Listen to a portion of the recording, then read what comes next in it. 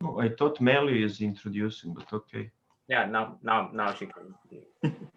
Okay, well, welcome again to this week's workshop. We're delighted to welcome everyone. This week we have a presentation about leadership and collaboration as it pertains to getting engaged with student associations and activities. And we're super pleased to have our presenter this evening, Adam Daniels. As you heard from June, he's quite popular, and you'll see why in a minute. Adam is a senior coordinator for student life. So Adam, whenever you're ready. Yeah, so I'm very excited to be here. Like they said, my name is Adam Daniels. I work in our student life department, which oversees 500 student organizations at UCR. We also oversee activities and events, and so things like concerts, doing community service, mentor programs for students. We oversee a lot of those things. If you were here a couple weeks ago, one of our staff members, Jasmine, gave a very basic kind of overlay of everything we do. So today I'm going to recap that briefly and then dive into kind of what it might look like for you and the opportunities here and why you should do some of those things. So let's get started. So an overview of everything at UCR that you might kind of outside the classroom want to engage with. So like I said, we have 500 clubs and organizations, that's a lot of options for you. We have peer mentor programs where you can either be mentored by a current student as you start your UCR journey, or you can become a mentor to help new students learn about the campus and become, one of our Highlanders. That's our mascot. We also have competitive sports and athletics. We have research opportunities. So if you come in already knowing what you want to do in terms of your career, there are ways to immediately jump in with research and assisting faculty. And so we encourage that kind of right from the get-go to start thinking about that. And then we consider on-campus employment, so getting a job. That's a definite way to get involved and meet people and make connections here at UCR.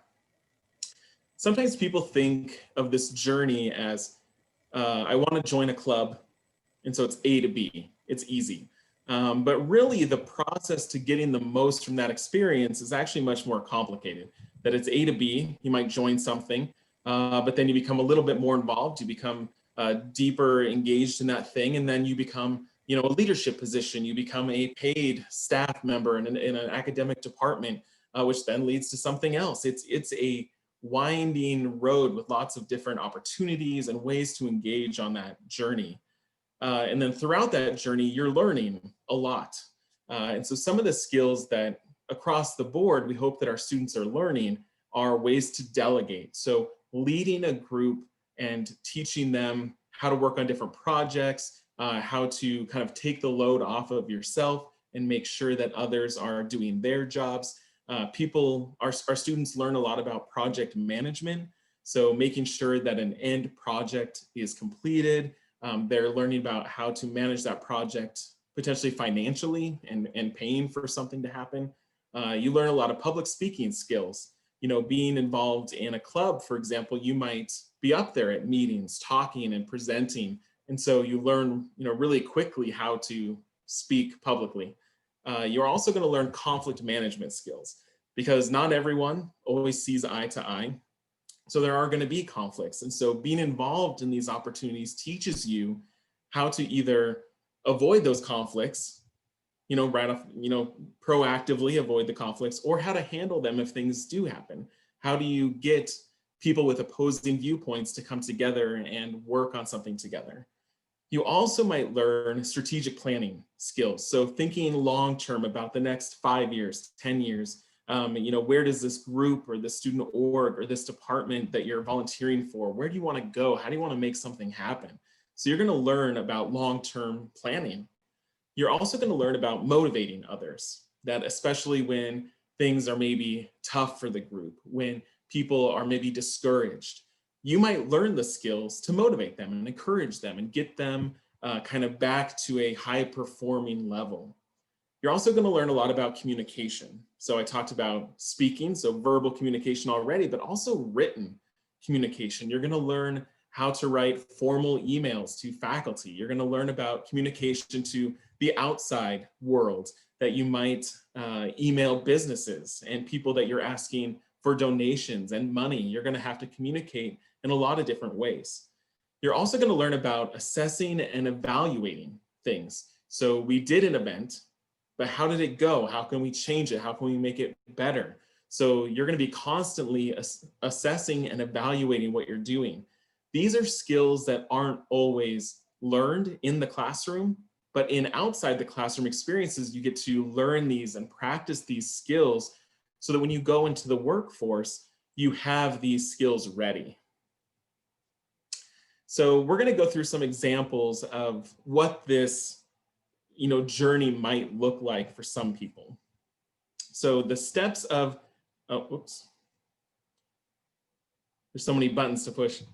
So the steps of joining a club is pretty simple. That you're going to join a club, you're going to meet new people, you're going to make some new friends, you're going to maybe help plan something. And so in this example, our student helps plan a fundraiser where they're trying to make money for a cause or for the club. You're also going to maybe apply to become an officer. So after some time, you've gotten familiar, you're ready to take leadership. And now I gave you some leadership skills already, but some of those are going to come into play here. That as you're meeting new people and making friends, you're going to start to learn how to communicate with each other. You're going to learn how to kind of share common interests. You're going to learn how to kind of, make new friends, which maybe, especially now in a virtual environment, that communication might be very different. You're also going to learn how to organize things, and you're going to work on those organizational skills. So helping to plan a fundraiser, this student is now learning about deadlines and timetables and how to plan an event successfully. They're also going to communicate with professionals, because this fundraiser might be at a restaurant. It might be at a place where you need to communicate with someone that maybe is much older than you, someone in a level of authority. So you're going to learn to communicate with them a little bit differently. And then as you apply to be an officer, you're going to be giving speeches and you're going to be trying to convince people to vote for you. And so that might be something you're not familiar with already. And then you're also going to want to convince them to vote for you by goal setting and thinking about the future of this club. And so now this example here on the screen, they just joined a club for fun, and they've now progressed to a point where they're thinking about the future of what they're doing. They're trying to think about how to innovate and do things bigger and better than they've ever done. So now this person has become an officer in a club, that they're now in charge of certain areas.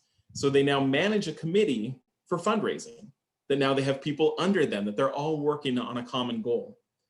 They also have to sometimes resolve some of these conflicts that members might have with each other. They're also going to work closely with the club advisor that is probably with an academic department. So they're working with faculty in a way that they've never worked with them before.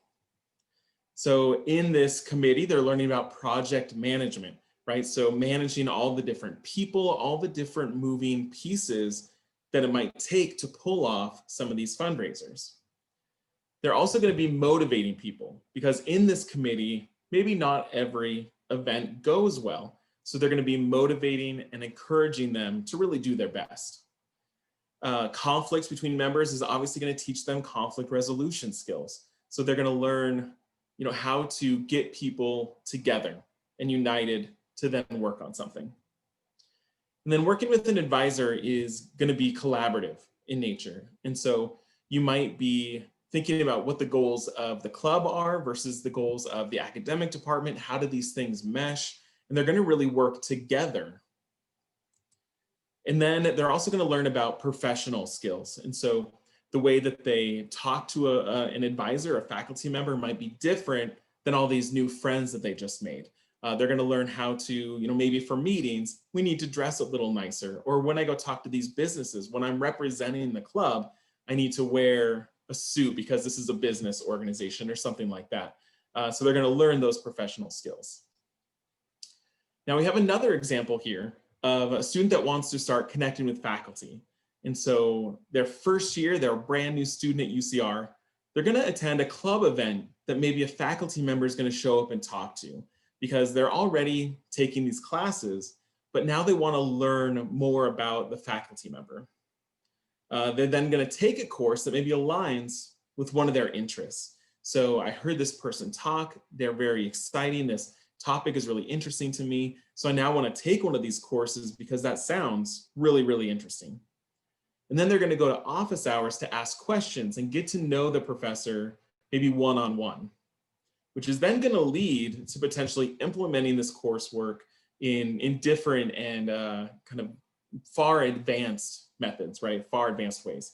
So they're going to take a leadership role. We're going to pretend that this student is maybe pre-med, wants to be a doctor.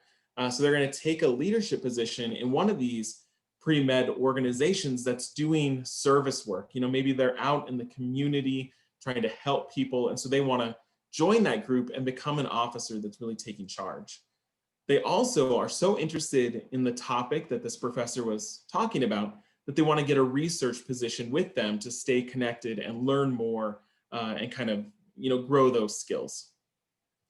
They're also, because of this service work, because of their relationship with the professor, they're now creating this network, and they've got a network even beyond UCR with local organizations, people, you know, we're in Riverside, California, and so there might be, you know, organizations, you know, in other parts of California that now this student is able to connect with, communicate with, that you wouldn't get that experience if you're only taking a class for an hour a day, a couple hours a day, that this is now, you know, propelling them to success. Now, these two people, these are both good ways to be a student, but there's some differences between the ways that they're potentially handling their career here at UCR. So one student attends class, the other engages beyond the class. So like we saw that they are really doing more. They're asking questions, they're going to things that are potentially optional. You don't have to go, but they're, you know, doing more than they're really expected to, and they're succeeding because of it. They also are, you know, one student might be a stranger to a professor, that you have a class with hundreds of people, but then through these methods, you can become familiar with the professor. You can, you know, become someone that they know and they can rely on. And, you know, maybe when a research opportunity opens up, the professor might invite the student that is more engaged to participate in stuff like that. They also are, there's differences in kind of their perspective, that one student might be thinking about themselves. I need to do well. I need to, you know, get A's in all my classes. That's great, but sometimes you also look outside of yourself. And so sometimes a student says, I want to succeed, but also I want to help my community and I want to help people. And so sometimes you have to shift your perspective to look beyond yourself. Now, even something as fun and simple as attending concerts, you can see that there's still this evolution. So as a student at UCR, you could potentially go to concerts. We have a lot of concerts. We're known for our music. Now, someone might really enjoy music, go to the concerts. They found a small concert by a local band they want to go to. This is what a lot of students do, but you can also take it to the next step. And you can become an intern for the program board that hosts the concerts, that now you are a vital piece in making those sorts of things happen. And so you might choose the artists and you might work on scheduling them, you know, figuring out what day and time and how do we pay for the artists for them to come perform. Now you are working out the details of making something really fun like this happen. Then you also, as a benefit, might get to meet some of your favorite artists, right? Which then propels them into potentially music as a career, right? So they have now been doing this work and they decide, I might want to become an agent, or I might want to work for a record label. And so they're becoming proficient in things like drafting contracts and making agreements with artists, things that are, you know, legal. If you want to be a lawyer, if you want to be a, you know, a writer, you could become a contract writer. You're able to network with these agencies and marketing firms. So even as a student at UCR, you're now networking with people that do this as a full-time job, which might even, get you an internship with one of these agencies. So either as you're a student, you could intern there or get a job once you graduate.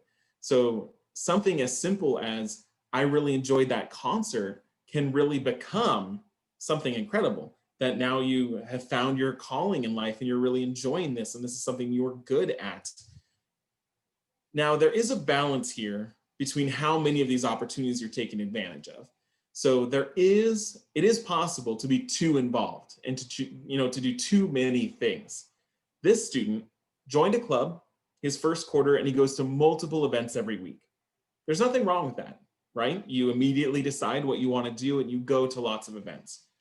The student also works a 40-hour job to pay, for rent and to pay for school. So they're working full time.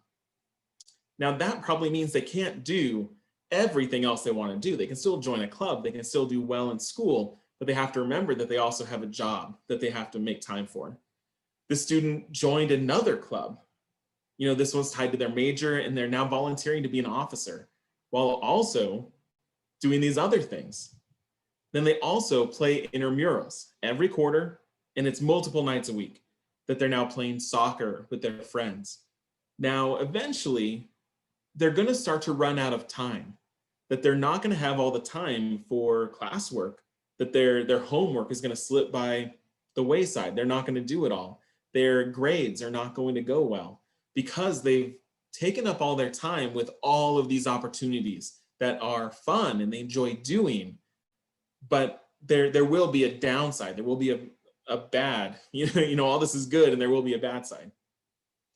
So to make up for that, they need to stay up very late. They need to, they're not retaining their information because they're so tired. So being too involved can be bad. So now let me give you an example of what the balance looks like. So a well-rounded student, someone at UCR that can navigate all of this, here's what they look like. So they do well academically, they prioritize school. That should come first. That's why you're here, to get a degree and then succeed in the real world. But they do get a job in their academic department because, if they're a sociology major, they might decide they're hiring students there so I can get to know the staff and faculty while working there. And so now I'm getting paid, so I don't need to work that other job I might have been thinking about, but now I'm on campus and I have a job and I'm getting to know people. That's great. They also volunteer sometimes with a service organization. So they are still making time for helping others, doing that thing they enjoy, but it's not all the time. So they can choose when to engage with that and when not to. And then they do participate in intramural sports, but maybe it's one quarter out of the year instead of the whole year, that they're taking a certain time and they're saying, during this time, I want to play volleyball. And they still engage with those sports, but not year round, so that it doesn't have too much of an impact. So now, we had this graphic at the beginning that A to B really, looks like passive opportunities, that they're going to class, they're attending events, they're doing things that are, we're used to doing. But to really get the most of your college experience, you're going to go beyond A to B. That you're going to go to C, which is now engaging more. You're going to meet professors. You're going to really join that club instead of just going to their events. You're going to ask questions of your professor. You're going to be more engaged. But then, sorry, I need to move my little box of faces here. You're going to lead and become an officer in that group. You're going to seek out research opportunities. You're going to make networking connections with people all over the world. That is not something that, A to B is not going to get you these things. So going the extra mile and going to becoming a leader has definite benefits. Which then, if you go all the way, you're going to really succeed, right? So now the things you've done, the skills you've learned are informing your career choices. So you're now discovering things you're good at. You're discovering what you want to do after you graduate from here. You're succeeding in your field. And then you're improving everything that you're involved with. So by learning these skills, the clubs you join are benefiting from you. The jobs that you eventually take, you'll have all these skills to, offer to them. And so really by diving in, by learning these skills, you're going to end up in a really great place. But it is more than just attending events and going to class, but there's so many other things you could be doing. And whether it's at UCR or somewhere else, just remember that those opportunities are there for you to take advantage of. So we have a resource. If you're interested in UCR, which hopefully you are because you're here, we have a website that is about virtual tabling. And I'm not sure if Jasmine in a couple weeks talked about this, but this is the coolest thing. This website has over 300 commercials that student organizations, that departments, that opportunities have created that you can browse through. And these are open to anyone, so you don't need to be a UCR student. But you could go to that website and you can look around and say, you know, if I were to go to UCR, I would want to join something like this. And then you can learn from them. You can hear them. You can see a video of that club telling you, join us. You can look up campus departments and opportunities and say, I might want to write for a newspaper. And so you can watch the video where the newspaper explains what that entails. Because we're remote, we're not having as many opportunities to talk in person, but this website gives you a way to at least learn from them and hear from them so that you can kind of learn about what's offered here. So that is pretty much it. I'm open to answering some questions, either about opportunities for involvement, things that you can ask if something exists here and I can tell you. You can ask about pretty much anything. I mean, my job is very broad. And so if there's things you're interested in, things you're excited to learn about, you can let me know. You can use the Q&A feature is what we're using, Melanie, right? Yes, that's right. And I'm really, I want to just say to our audience, please do ask questions. This is the right time to do it. If it pertains to a topic that we've discussed in the past, I'm sure between all of us here, we could probably help you out as well. So there seems to be a question. Let's see. All right. Hello, I have a question. Now with the pandemic, how do the clubs and the organizations, how are they working? Yeah, so everything is remote right now, but they're still actively meeting. And so you can find they're doing meetings just like this where you can still talk and learn and meet people. They're doing events, and so you might find concerts that are happening remotely. You might find a lot of people are using Instagram, and so they might have Instagram live videos where you can talk to them. So yes, there are still a lot of activities to choose from. The pandemic has changed the way that we do them, but there's still a lot of options. A lot of clubs are also open to non-students. And so even, wherever you decide to go in life, you could still, remotely join a club at UCR. They might still love to have you. So clubs and organizations are still an option for you right now. Could you talk a little bit, Adam, since there are no other questions at the moment, could you talk a little bit about some of the more popular clubs and perhaps some of the philanthropic organizations that they're involved in? Yeah. So our largest clubs at UCR are mostly cultural. That it is people from, all walks of life. They end up here at UCR and they try to find people with commonalities. And so our cultural groups are the largest. They have a lot of social events, but then they also put on really substantial like culture shows and nights and cultural events and holidays. And so they do a lot of events about that because you might be leaving a culture and then decide like you still want to hold on to that. You want to meet people that have similar upbringings to you. So our cultural groups are massive. They're huge.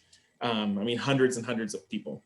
But then those groups also do philanthropy work. And so they also do raise money for causes. They do community service.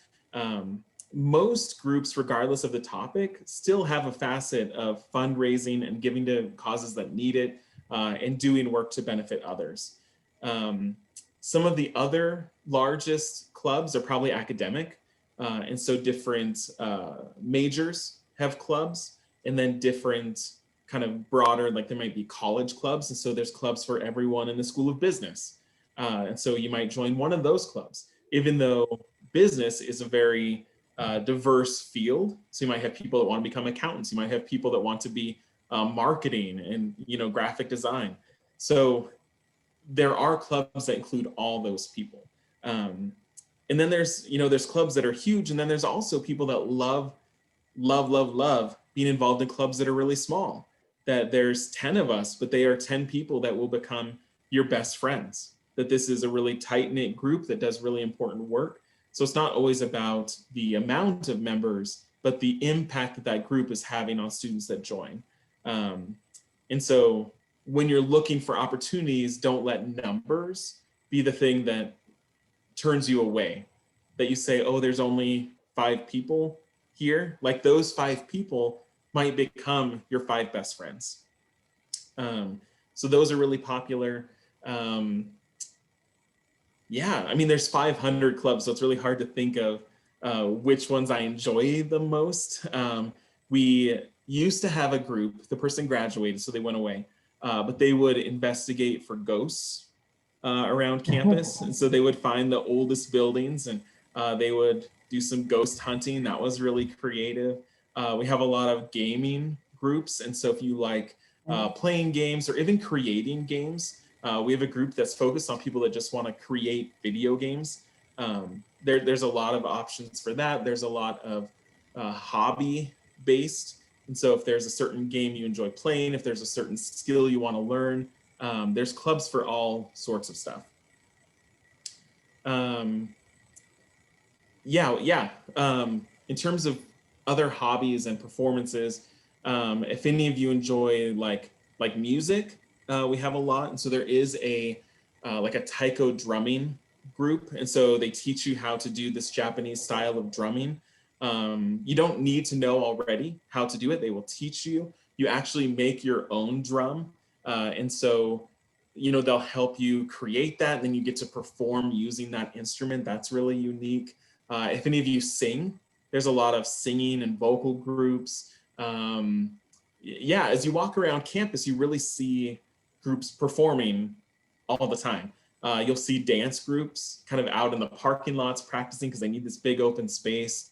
If you dance, sing, any sort of music, there are a lot of options at UCR. And on that website for those commercials, they usually have clips of them doing it. So if you want to see what some of those look like, you can look them up on that website. So lots of options. And it's just so fun. So some of these groups are competitive with other chapters, let's say, across the nation, right? And they'll gather for an annual conference even in New York or Washington, or they will compete if it's a debate club, for example. Mm-hmm. Anything you can share with us about those types of? Some of these groups are incredible, that on their own, totally student-led, they're traveling across the world. We have a Model United Nations, which is really successful. This past year, I think they were in like Denmark as one of their last trips. And so they're traveling all over the world and they're doing incredibly well. And so that's a group that we're really proud of and the work they're doing.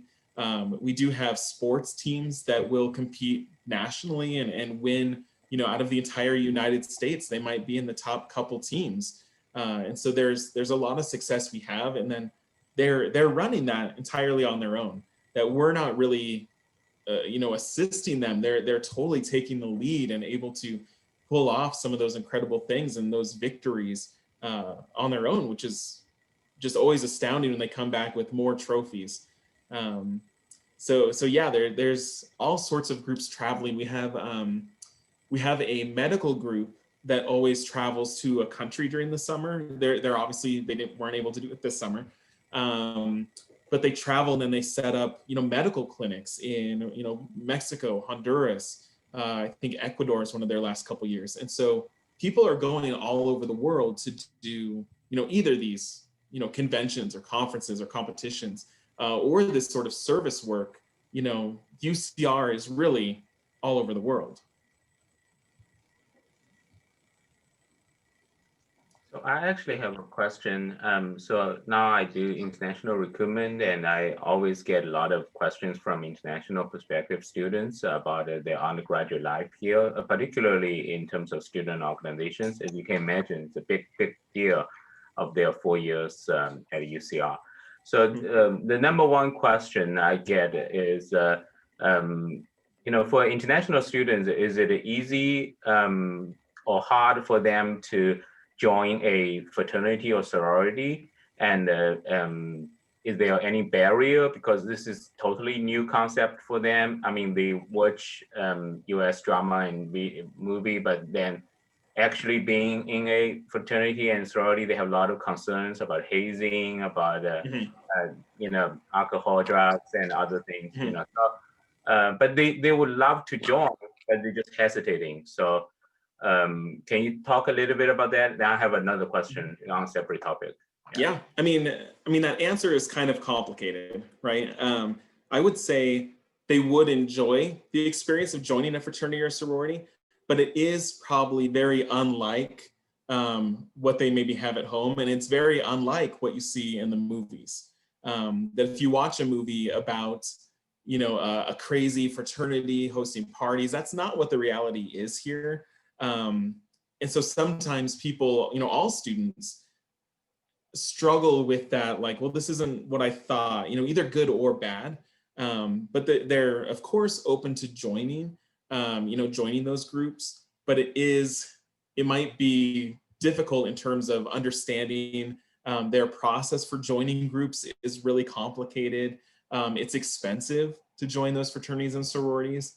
And so I usually recommend that people start with groups that are free, you don't have to pay for, that, potentially a lot of money might go into a club that they're not sure if they'd enjoy. But if someone wanted to, they could really learn about the group, meet the people involved, and eventually see if it's something they want to pursue. In terms of hazing, so hazing is, dangerous activity that people might be hurt, massive alcohol consumption. We are very vigilant about hazing. So as long as the group that they're talking to is official with UCR, those are groups that we're fairly confident are not doing those activities. The problem is there's groups that still function even though we've disbanded them. And so you really want to make sure the group you're joining is official. They're on our list of organizations. They've done everything right. Those are groups that we can, fairly safely assure that those are safe choices. But it's the ones that are still acting outside that are a little troublesome. Does that make sense, June? Yes, absolutely. Okay. I have another question. It's not related to the first one, but we have a lot of prospective students. Most of them are undergraduates from Asia or East Asia in particular, are interested in esports. And the Search UC and many UC campus recognize esport as a sport where they can get scholarship opportunities, other things. But at UCR, I don't know what's the status on that. That's a good question. A lot of students interested in Irvine gets thousands of applications because of this. So very curious. Yep, we've actually met with the team that, like the staff that run the UC Irvine Esports Center that they have, and that's definitely something we're looking into. The tricky thing is convincing other people that it's a worthwhile investment. So we've been talking with our student union about building some sort of esports lounge. We've been talking to, I try to find my way on committees for new buildings that are being built to make sure that there's options for student organizations and activities and things like esports. And so for a while that was, when residence halls are being built, I was advocating for there should be a huge esports arena on the first floor where people can, just come downstairs from their room and play. But as soon as money gets tight, that's maybe one of the first things that goes. So I'm now trying to convince kind of architects, people that are making those decisions, to look more at sponsorships. And there's gaming companies and tech companies that would be willing to pay for events like that and places like that. So we've been pushing for it. We do have a very active club that does esports, and they're very, very good. And so, if anyone is interested in playing, yes, there are options.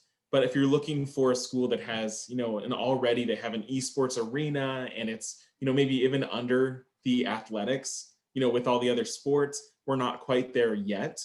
But I'm hoping, fingers crossed, that in the near future, it becomes something. We have had meetings with athletics. So we're trying to make progress.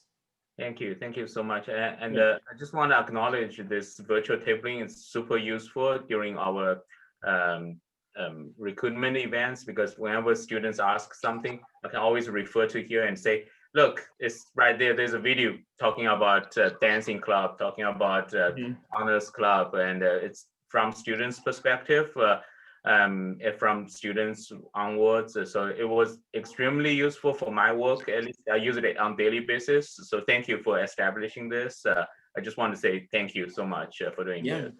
Yeah, you're welcome. I'm really proud of that website. We've gotten about 20,000 views on those YouTube videos. So thank you for pushing people to that site as well. I guess the last thing I really want to talk about until we have other questions is maybe starting a club, because you might look through those 300 opportunities and you say, well, there's not the thing that I want to do. So if any of you are looking at UCR and there's something that is missing that you think is really important, we can help you start a club, and it's very, very easy. And you can start a club the first day that you're here. We have people that email us before they even become a UCR student and say, I want to start the process to start this club, and we will help you. Pretty much my entire job is meeting with students that are interested and passionate about different topics and how to make that a real thing, how to start a club and recruit people. And so we will walk you through the entire process. Even if it's like a little complicated for you, we are always open to answering questions and really making sure that you are successful, that even once you start a club, that you're not off on your own, that you could, there's student groups that I meet with weekly to talk about the activities they're doing and what they need help with. And so if you want to start something, this is a really good place to do it. The reason I do this job is because when I was in school, I started a club and I was like this is so great to be empowered and start a club that lasted long after I left. But then I realized that there was someone that worked at the university that got to do that as a job. And so I knew I want to be the guy that gets to help start clubs and say yes to people's ideas. And now here I am. I've been at UCR for 14 years, and I absolutely love it. So so if you're interested in starting a club, I am the guy to talk to. May I ask something?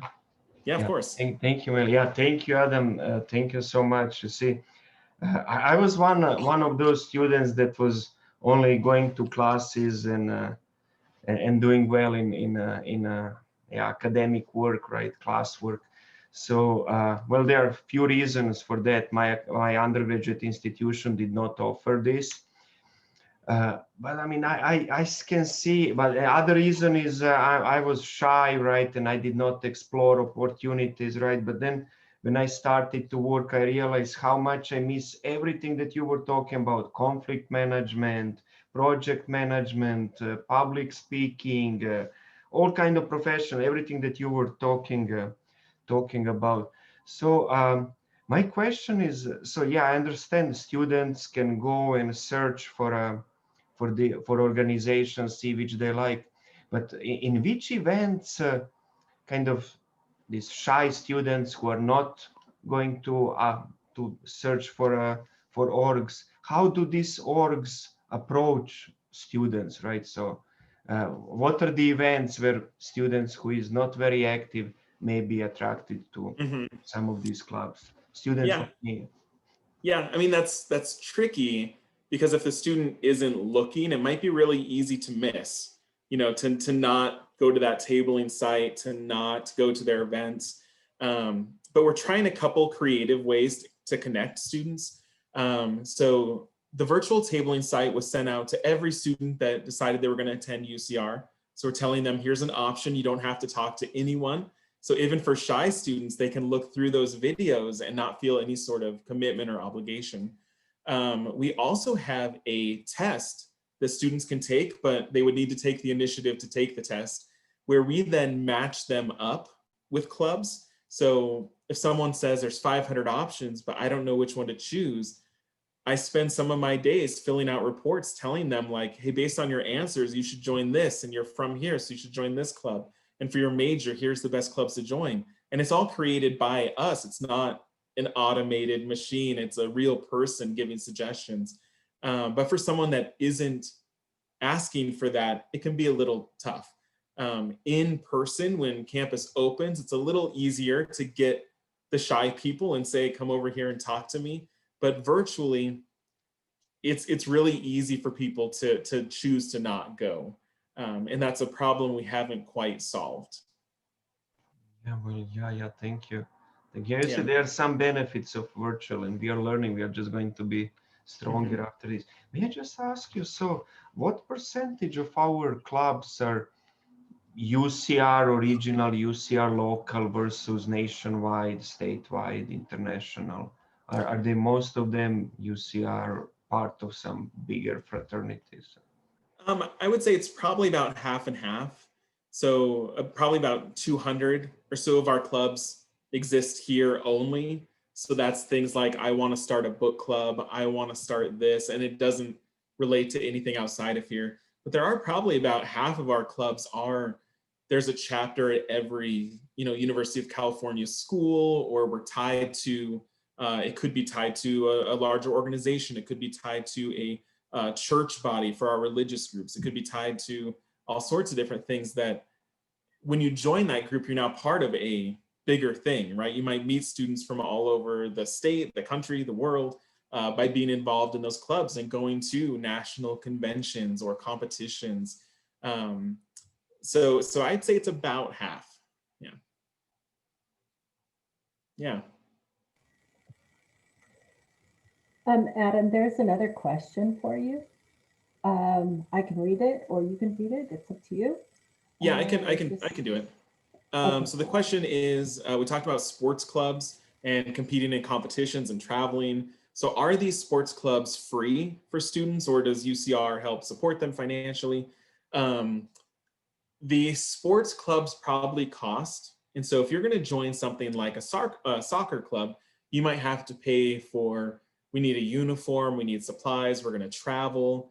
But what the club does is offer ways to raise that money. So they might say, we need to all of us go to this competition. And so we're going to host events, and we're going to seek out businesses to pay us. So now we're putting logos on our uniforms. They're going to find ways to raise the money so that all their members can go. If you're on the soccer team, they're not just going to leave you. So they're going to find ways to raise that money to support you. So I wouldn't let money, especially for sports clubs, be the thing that stops you. Other clubs, like I talked about fraternities and sororities, if you can't pay those fees, I don't know how much they're going to help you raise that money. But for things like sports teams, they're going to support you and help you. So they'll find ways to raise money. And I know that some of the academic level clubs, they'll go to departments, right, on campus and ask for sponsorship. So that happens.